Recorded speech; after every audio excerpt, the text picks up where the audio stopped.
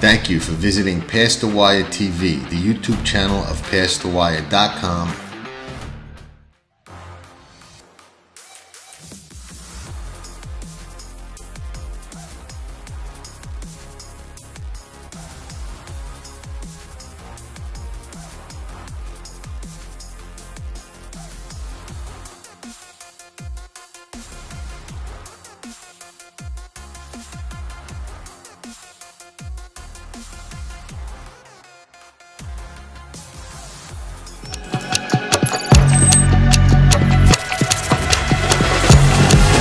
Computing outside, Classic Empire, head-to-head, down to the line. Cloud Computing wins the Preakness. Buongiorno, everybody. Saratoga Today, closing day. The 2021 meet comes to an end with the Bernard Baruch, the hopeful. Good summer of racing, a lot of excitement, a lot of great racing. It was a lot of fun doing this show every day with all of you. Appreciate the support. Appreciate those of you who tuned in, commented, sent feedback, took some tough beats, won some nice races. Been fun, and I look forward to doing it again with all of you next year.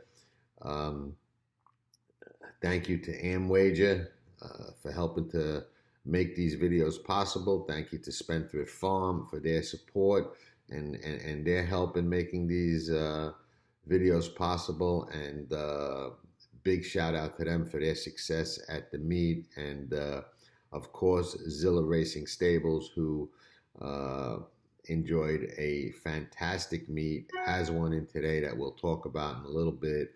But they were in the fight all meet long, making a lot of noise, getting to the winner's circle, and they may not be done yet. Closing day, they have one in the seventh race that we'll talk about when we get there. The meet, wagering wise, started off rough. Had some big price horses that got beat. Shug's horse was a tough one to digest at 26-1, losing to the Chad horse, who was also 20-something to 1. We had a couple of horses run terrible with ease, had some seconditis, none worse than Shug's horse though. Did everything but win that day. But we made some nice scores too. Our one major wager of the meet did win, which is important. And the other horse that we liked a lot and really stepped out on, High Oak, did win and runs back today in the hopeful. And we'll talk about that race later on the card as well. That was the meat maker for me. Most of you by now know the way I bet and know the way that I go for those scores. And when you just get one like that, you can make it count and turn an okay meet or even a bad meet or a so-so meet into a phenomenal meet. So it just takes one. Remember that. You put yourself in position enough times, you'll make it happen. So keep that in mind. We'll move through this show quickly. I did say yesterday that I would tell you all a Saratoga story that I thought was kind of interesting that I will share. Goes way back. This is when I was spending every summer when Saratoga was the August place to be. They had a strange system with the mutual clerks up there back then, and even in downstate at Aqueduct and Belmont, it was the system. You used to balance out your box or your money drawer. We used to call it the box, but it was really a money drawer, a cash drawer. At the end of the races, but you would do it and you would lock the money in a box and you wouldn't count it out and give it back in, but once a week. So the money would stay in the box and you would be on the honor system. You would balance out, let's say you were supposed to have $4,200 in your box. You would lock the box, turn it in downstairs. They would lock it up. Next day you would go in. That same $4,200 was in the box. You would count it. You would start your day and, yada, yada, yada. So that was, how it worked. And, once a week, you would stay late and you would count the money in, zero out, and the next day, draw money from what they called a mini dealer. There was a guy in each bay that would give money out, and you would start your day over and start your week over, and that was kind of like your cash draw. So pretty much, but for one day a week, you were on the honor system. And that led to as you can probably imagine, a whirlwind of issues. But we'll talk about that at another time on a show that's devoted specifically to that. Today, I'm just going to tell you this one story about a guy, and I'm going by memory. I don't look this stuff up. This is about 30, 40 years ago, whatever it was. But it was kind of interesting, and I think you may get a little bit of a kick out of it. It's kind of sad in a way too, but it turned out all right from what I understand. So apparently, there was this guy that was what we called a Saratoga Extra back then. Okay, those were people that lived in the Saratoga area that worked as additional mutual clerks. There were no voucher machines. There were no SAM or self-betting machines back at then. There were no ADWs. You couldn't bet on your phone. You had to go to a mutual clerk and bet. One-on-one, deal with a person and deal with cash. So, Saratoga was only 4 weeks then. It was very crowded every day. And, the lines were long all day. So they would hire what they called Saratoga Extras that would work. They were local people up there that would just work for the Saratoga meet as mutual clerks. Some of them were school teachers, and they were all for the summer anyway, which is what this particular guy was. So this guy had a system where for a couple of years, what he had been doing, he had been working at Saratoga every day, and he got the brilliant idea to make some extra money by betting to show. And he was doing it with money that he didn't necessarily have. So what he was doing is he was working behind the windows, and when there was a heavy favorite or a horse he thought absolutely had to be in the money, he would bet 500 to show, 200 to show. The horse would come third or second or first, whatever, but he would run into money, and the guy would pocket the profit and just leave the rest of the money in his, box or cash drawer. So if he bet 500 to show and made $200 or whatever the case may be, $220, and he did that once or twice a day, he was making money. So, and nobody was ever the wiser, okay? And he had done this, my understanding was, for a couple of years, and he had a good thing going where he was making money every week, above the little bit of day money they paid the Saratoga Extras. They didn't pay that much at all. I think $45, $50 a day back then, which, was okay back then, I guess, but wasn't really a lot of money. So this guy had a nice little racket going, and that's what he was doing. And it worked for a couple of years, was my understanding. And one day, it was I think it was a Saturday or Sunday, but I'm not sure. But he started doing this, and finally the inevitable happened. He lost the first bet. Now, when you're betting the show like that and you're betting with money you don't have, you dig yourself a nice hole to start out with. So, guy wound up in the hole. So, didn't panic, figured, okay, I lost, was bound to happen. I don't know what his thought process was, but I'm imagining something like that. And he came back and he bet a little bit more to show. Now he bet maybe 700 or 800 to show, or even maybe 1,000 to show, because he had to, double up to make the money back that he had lost. Because now, now you would be short in the draw. So because you didn't have the money to put back and just take the profit. Okay, easy math to figure out. So he had to double up, and sure enough, what happened? Bang, the second one lost. So now he's really in the hole, because betting to show, it's tough to come back from that kind of loss. It's kind of like a bridge jump. But was it take a bridge jump of 20 years to recoup one loss, So now he's in the hole 2 races. Now he's kind of committed to this thing. And he doubles up again on the third one. And guess what? He loses again. So now he's really in the hole, and I imagine he started to get nervous at this point. But nobody knew what was going on. He wasn't betting enough where, if you make like a $10,000 bet, sometimes one of the base supervisors would come up and say, hey, turn some of that money in, or skim, what they would call it, skim the money back so you wouldn't be carrying that much in your cash drawer. They didn't like when you carried more than like 4 or 5,000 in there, unless you were like a known teller that had some big bettors that used to bet with you. Like I had some sheet guys that used to bet with me, even though I was, just an extra back then and doing it part time. My dad was a clerk for a long time, and I was pretty well known there. And I had some big sheet bettors that used to bet for me, so I used to keep a lot of money in my cash drawer, 10, 20, 25,000. They didn't say nothing because they knew I had those guys bet with me, and when they won, I had to pay them. And when they would bet a lot of money in, and they just didn't care if they knew you. It was a very, very, very laxed atmosphere. But anyway, if you were one of the Saratoga extras and you got a little bit too much money in the drawer, they would come, tell you to skim some of it.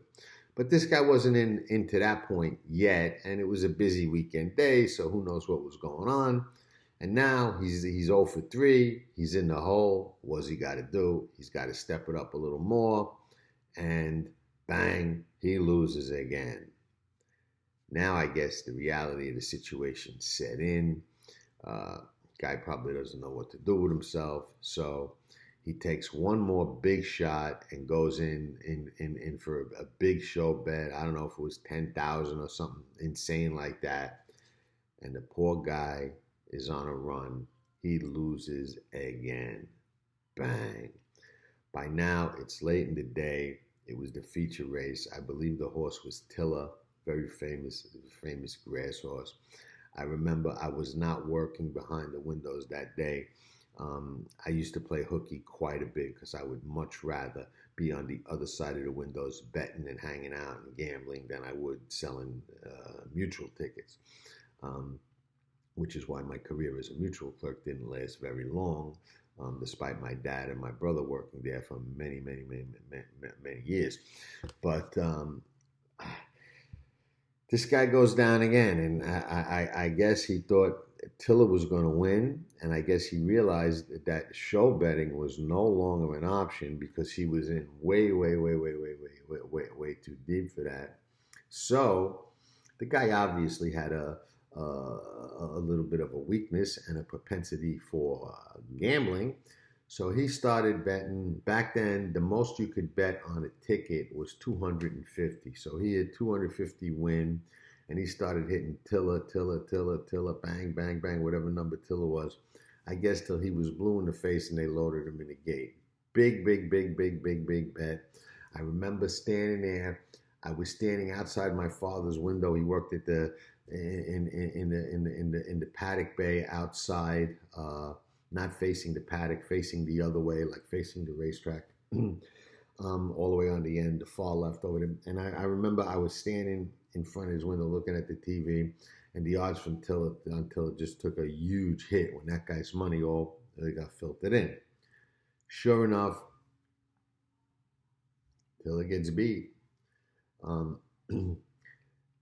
The story was, and I don't know whether this part of it was true, but the guy didn't stay for the last race. He tried to escape. He tried to run out, and I had heard, and I don't know if it was true, that by now they realized he's got a lot of money in his drawer, and they were coming to tell him to skim it, but he was looking to run and get out of there. So I heard that he was coming down the catwalk, and base supervisors were heading over to the bay, and he saw them, and he tried to drop down off the catwalk. Whether that was true or whether they just grabbed him, I don't know. But they grabbed the guy, and they very quickly figured out what happened, and they made a very big case out of it. You know, they tried to make an example out of this guy, but what he was doing was going on in different levels for a long time with a lot of people. But like I said, that's a whole nother fascinating thing that we could talk about and devote a whole show or article to someday. But and the stories you would not believe. But this poor guy winds up, I believe, getting arrested. and charged with gambling, the track's money, or whatever the case may be. And I followed the case a little bit because I thought it was interesting. And ultimately, when that happened, they would fire you. They would, press you to pay back the money. But this guy, they dropped his case. They didn't. They threw the case out. And I remember reading an article where the judge was like so mad at the system that they had at NYRA back then that allowed these people who might have a propensity to gamble get so roped in and so caught in deep that he got disgusted with the whole thing, and wound up throwing the case out. And I think all that happened to this guy was he got fired and was supposed to pay the money back. Whether he did or not, I don't know. I kind of doubt. But I do remember hearing that he was, or reading that he was a school teacher. But I remember the day it happened, and there were a lot of stories like that. I knew a guy, doesn't pay to say his name, but he was a clerk for a long time, one of the regular union guys, that wound up losing his job because he was 50,000 in debt, which was a lot of money back then. This is going back to when I was like maybe, I would say, going back at least 35 years, maybe a little bit more. So 50,000 was, I don't know what that's like today, but it was a lot more money than it is today. Um, and he lost his job. He had been a clerk there for a long time, was well known, and just was gambling and just ran it up and wound up losing his job and having a lot of personal hardship because of it. So it was a crazy system, and there was some crazy stories and things that happened. Um, and one day I'll do a show about it and talk about it. My good friend, my brother from another, Joey, who watches these shows, was a clerk with me for a long time, knows most, if not all, of these stories, and probably as many or more than I do, and some even better than I do. But we'll definitely talk about that because some of them are fascinating and hysterical, and some of them are sad too. But moving on to the Saratoga card. Two stakes to wrap it up. You've got the Bernard Baruch. That's always been one of my personal favorites. Not exactly sure why. I don't know. Maybe because made a score with my friend Joey, who I just mentioned, on a horse named Freystar that our good friend Octavio Vergara rode for John Paracella. Beat a heavy favorite, I believe, named Fortnightly. That was a terrible horse that lugged in. But Freystar, I believe, won the Bernard Baruch with Octavio, and we all bet him good that day and had a nice dinner. Octavio was our buddy. He was riding up at Saratoga back then. Won that stake for John Paracella. Pretty sure it was the Bernard Baruch. But that, again, going back 30, 40 years, whatever it is, and going off memory. But anyway, you got the Bernard Baruch today. We'll talk about that. You've got a bunch of maiden races today, so who knows what we'll see on closing day. A lot of times on closing day, you see something that makes you go, wow, kind of like Flightline did to everybody at Del Mar last night. And we'll talk about that seventh race, the 6 furlong maiden spatial weight race that Zilla Racing Stable has one in. But before we get to any of those three, I'll just mention a horse in the first. Equal Pay was one of the horses that eased on us early in the meet that I liked. That horse was going to win the first start that he ever ran, that she ever ran, and just was a complete disaster. And then came back on a sloppy track. I thought she would jog. Didn't take the kind of money she should have off what happened in the first race, so that should have been a red flag. But she stumbled and lost the rider first time out when she was absolutely going to win at a chilly 5-1. Comes back at 6-5. Should have been 3-5 in the mud, and just eased. Got beat 30, 40 lengths, whatever the case may be. I don't know what to think. You don't often see a horse that was eased 2-1 on a morning line. But if this horse runs back to anything close to the first race, jogs, in my opinion, and maybe the fast track will help. The weather's good today, so maybe it was the mud last time. I don't know.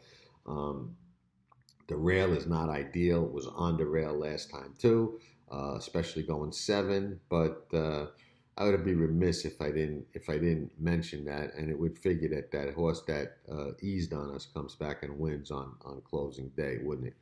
Um, anyway, moving right along, the third race with only 5 horses. At least we were getting 6 in some of these stakes today. Have reached the starting gate. It's post time. Cold Front, the favorite, comes forward. And they're into the stretch. Cold Front put to the 10. Cold Front does it again. Right in the field of the Amsterdam. All right, we're on the 5-horse field. Bernard Baruch. It's only 5, but at least it's a pretty competitive, evenly matched 5. Um, Tell Your Daddy goes from the rail. Looks like he's got some pace. He's coming off a decent second to Flavius, who runs at Kentucky Downs today. But I don't know. He was claimed for 40,000 by Tom Morley, who's having an okay meet. He's definitely moved this horse up some.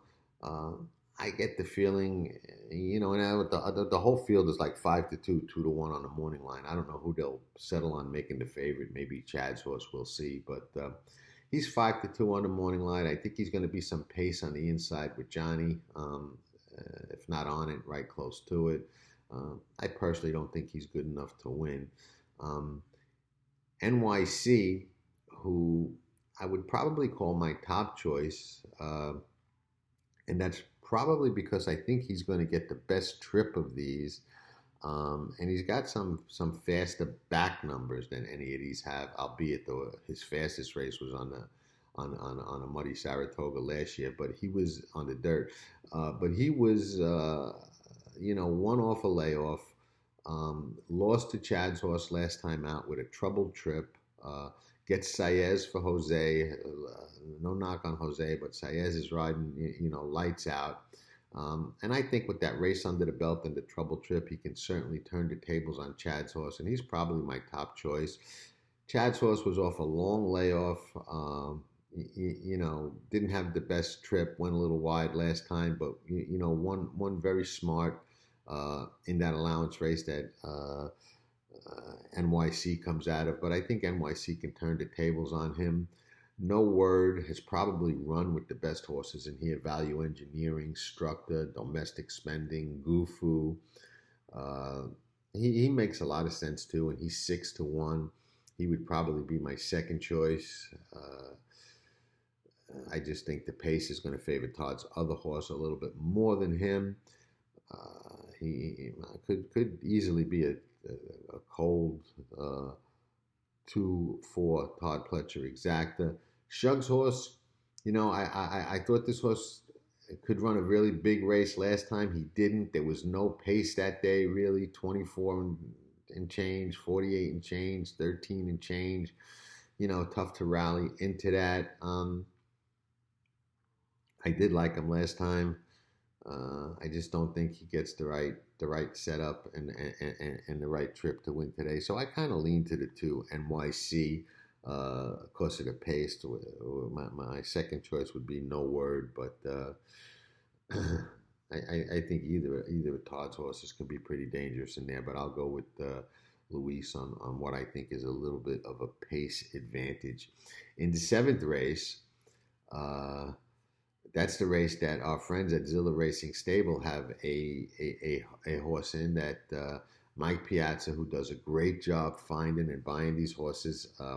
There's a video where I interviewed him on Past the Wire TV, and he talked about this horse. It's a First Samurai colt that he bought for $200,000, which was a little bit more than he wanted to go. But he loved the horse, had to have it, decided that, when he saw it at the sale, this was the one that he wanted, and he went after it and he bought it. And now the horse is starting in a maiden special on closing day at Saratoga, and is working very well. I watched some of the works.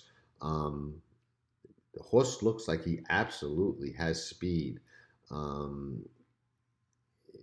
Brad Cox, first time out, always dangerous. Manny Franco's riding very good. He's up. I think the main obstacle may be main obstacle may be, believe it or not, the two Command Performance from Pletcher is another one. I mean, and he's unleashed some monster babies this meet. This may be another one. This horse I watched work and worked as good as some of those others that ran off the screen. Really, really, really working well. Looks like an absolute runner, and even worked and outworked that horse that Todd ran, I think, yesterday. That Grade One older horse that from Chile or something that won a Grade One. Horse didn't run that well yesterday, but didn't win anyway.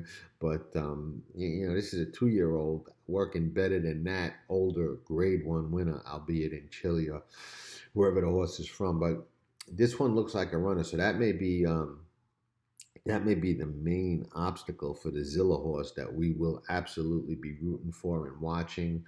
And like I've said all during this show, Zilla Racing Stables has great opportunities to get in on some of these horses at affordable levels, on just at every level of the game. The hopeful, one of my favorite races of the year, always has been, I guess, because I've been going up to Saratoga for so long, saw so many hopefuls, just love them. High Oak comes back and he has to face a very heavy favorite and very hyped horse in Wit. People are already talking about Wit as a Kentucky Derby horse, and it's only August and he's never been around 2 turns, and he's by practical joke. So I don't know. I think it's kind of early to start talking about him that way at this point, but his first 2 races have been monstrous, from off the pace, wide out in the track. His first time out, thoroughgraph number was a 10. He improved 5 points to a 5 next time out. But guess what? Interestingly enough, High Oak, who I loved last time, and I put on tracking trips after the first win and said this is, a serious racehorse. And I think he proved that in the Saratoga Special. High Oak ran faster on thoroughgraph than he did. He went from a 13 first time out to a 4. He had that wide post that we worried about, and he was loaded full of run from the very beginning. I think he's got every chance and every right to beat Wit or be just as good as Wit. We'll find out. I mean, Wit will be a lot shorter of a price. We're not going to get anywhere near 10 to 1 on High Oak today, but he will be longer than Wit, and I think he has every right to be just as good, if not better. He is drawn outside of him in the 8 hole, so that's a big plus. But there's an interesting angle in this race that I think we also have to mention. The 2 Defend. If we're going to talk thoroughgraph, the 3 horses that ran fast on thoroughgraph are the 2, the 6, and the 8. Defend, although he beat nothing in a maiden special race at Delaware at 5.5 furlongs, he did win by 6, and he did go wire to wire, and he run a 5, and that's a lot faster. I mean, just for an example, Volcanic, who is going to take more money than you think at 30 to 1 because he had that horrible trip that everybody talked about last time out, and he's on 99 out of 100 watch lists. And he can make some noise here today, and who knows what could happen if a race like this falls apart. But from the rail, I don't know, and a maiden going in a race like this. But, he runs 17. Gunite's running 15, 12, 9. You got 19s, 18s, 12s, 16s, 12s, 12s, 13s. So when you look at 5, 5, and 4, those 3 horses have been thus far significantly faster than anybody else in the race. And when you look close at this race, I don't know that there's a real speed burner in there that wants to get out there and wing it and try and go wire to wire. So I think Luis Saez from the 2 post is going to come out running, blast, and go to the lead. And I think he'll probably go off longer than the 6 to 1 morning line, or certainly right around there. And I think he's dangerous. I think if he gets to lead, like I think he will from the 2 hole, he becomes even more dangerous. So, yeah, I think High Oak is my top choice. Most afraid of the two. Absolutely respect Wit. Can run by them all again.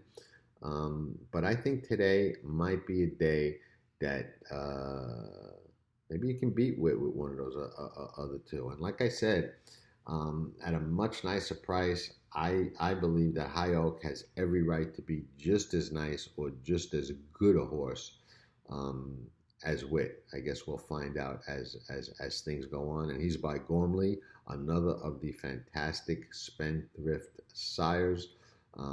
I think Gormley is going to prove to be an excellent sire. Um, so we'll just see how that goes, and certainly might be a better sire for a horse, you know, looking to get around a route of ground than Practical Joke will. But again, that remains to be seen as well. But anyway, those are my thoughts on the card. I wish High Oak was a major play again today, like he was last time. But we don't force anything over here. We take it as it comes. I absolutely respect that too, especially if the track is favoring speed. High Oak is absolutely the top choice, absolutely using today. But I'll have a little extra ticket in those multi-race wages with the two as well. Again, respect Wit, no doubt about it. Todd's on fire too, so he'll be no surprise at all. But I'm going to take a little shot to try and beat him and get a little bit of value at least closing out this card on the last day of the Saratoga meet. So again, thank you all. Really, really appreciated the opportunity to do these shows for everybody. I enjoyed it. I hope you guys did too. We'll definitely do it again next year. We're going to do some more shows on some of the big race days moving forward. I hope some of the insight and some of the stories was beneficial. Some of the takeaways were interesting. Again, thank you to Am Wages, Spendthrift Farm, Zilla Racing Stables, all the best today. And thank all of you, most of all, for watching and sending some support and kind words. And, it's all very, very much appreciated. So I wish we could say we'll reconvene in the morning. We will not be reconvening tomorrow morning, but we will reconvene soon. So ciao for now. Enjoy the races. Nobody does it better.